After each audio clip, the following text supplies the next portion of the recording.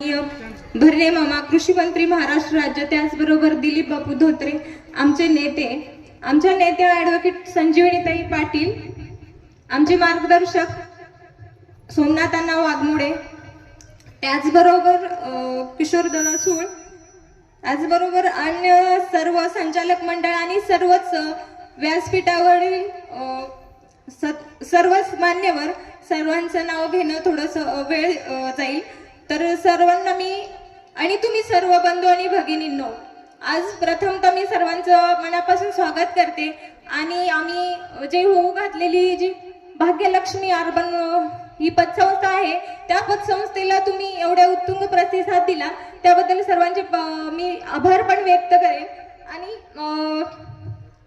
माळशिरस तालुका हा खरा ग्रामीण भाग आणि मागासलेला भाग आहे. त्याचबरोबर त्या भागामध्ये आम्ही जरी नागरी पतसंस्था काढली असली तरी हा सर्व मागासलेला भाग आहे. आणि मामा खरं सांगायचं झालं तर महिलांची माळशिरस मधली ही पहिलीच पतसंस्था आहे.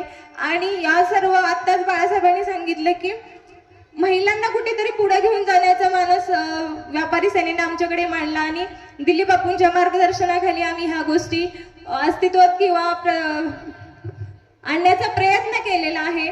त्याचबरोबर भारतात महाराष्ट्राचा स्त्रियांच्या बाबतीत सगळीकडेच पहिला नंबर लागतो. माझी जाऊ असतील, त्यांनी शिवराय घडवले.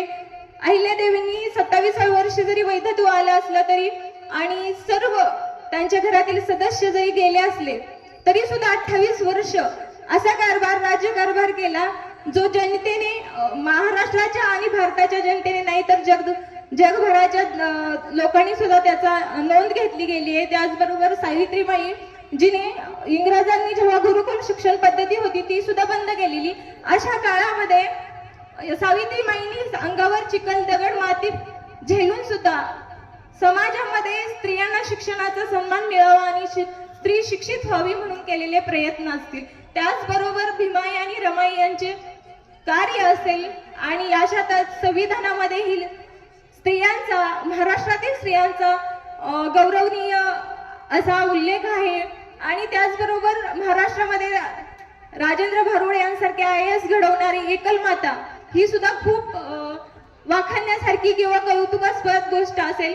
कारण जेव्हा माई एकटी असते तेव्हा कष्ट किती असतात, जेव्हा एकल माता असते, वैधत्व आलेलं असतं, अशा महिला जेव्हा आपलं पालकत्व एकट्यापणाने जर स्वीकारत असतील तर त्यांना होणारा त्रास हा भयंकर असतो.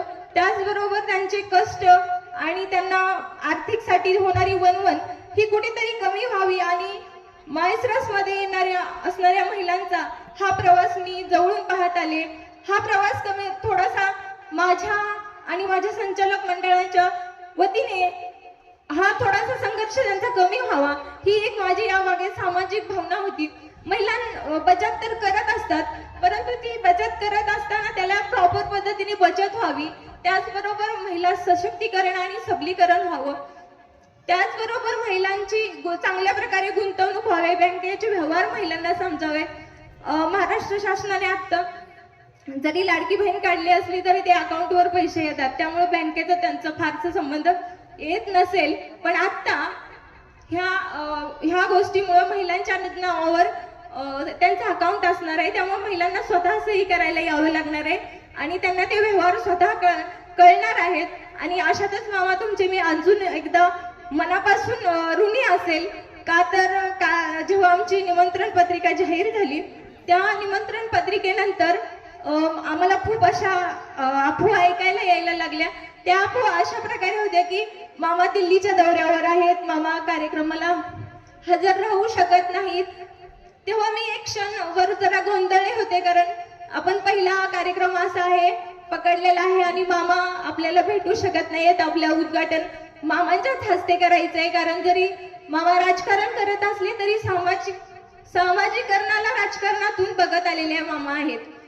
त्यामुळं खरं तर हा मला थोडासा झटका देणारी घटना होती. परंतु आज जेव्हा तुम्ही पाहिलं तुम्हाला तेव्हा त्यांचं परपोषी जी भांडगुळ असतात ना, त्यांनी पसरलेली अफवा होती हे मी आज तुम्ही मला सिद्ध करून दाखवलं. त्याचबरोबर त्या पांडुळ्यांना असं उत्तर गेलेलं की विरोध हा विरोधापुरता करायचा असतो, त्यात मतभेद असावेत, मनभेद नसावेत. म्हणून आज तुमच्या ज्या विचारांचा वारसा आहे की राजकारण सामाजिकरणातून करत आलेला आहात तुम्ही, तसाच विचारांचा वारसा आम्ही घेऊन पुढे जात आहोत. आम्ही हा राजकीय, माझ्यासाठी हा मंच नव्हता ऍक्च्युली, पण जो राजकीय गोष्टी या ठिकाणी घडल्या त्या घडायला अपेक्षित नको होत्या. जेव्हा एखादी स्त्री समाजासाठी, महिलांसाठी जर पुढे जाऊन काही करत असेल तर तुम्ही सर्व बांधवांनी, सर्व ग्रामस्थांनी त्याला सपोर्ट केला पाहिजे, ना की तुम्ही त्याला विरोध केला पाहिजे. तर अशा घटना मामा माझ्यासोबत घडत आल्या. मागे एकदा मी तुम्हाला भेटले तेव्हा तुम्ही दिलेला सपोर्ट आणि आधार मला जगण्याची नवीन कला देऊन गेला आणि तुम्ही दिलेला त्या दिवशीचा मोलाचा सल्ला घेऊन मी पुढे जाण्याचा प्रयत्न करेन. आणि विरोधकांना मी अजून एक गोष्ट अवश्य सांगेन, जरी तुमचा विरोध माझ्याशी असेल तरी माझ्या लोकांशी तुम्ही अशा गोष्टी करणं चुकीचं होतं. आणि नक्कीच तुम्ही विरोधापुरता विरोध ठेवा, तो पर्सनली घेऊ नका. एवढाच माझा तुम्हाला सल्ला असेल. याचबरोबर मामा तुमचे पुन्हा एकदा मनस्य आभार. त्याचबरोबर आपण सर्व इथे उभं आलात माझ्यासाठी, त्यासाठी सर्वांचे मनपूर्वक आभार.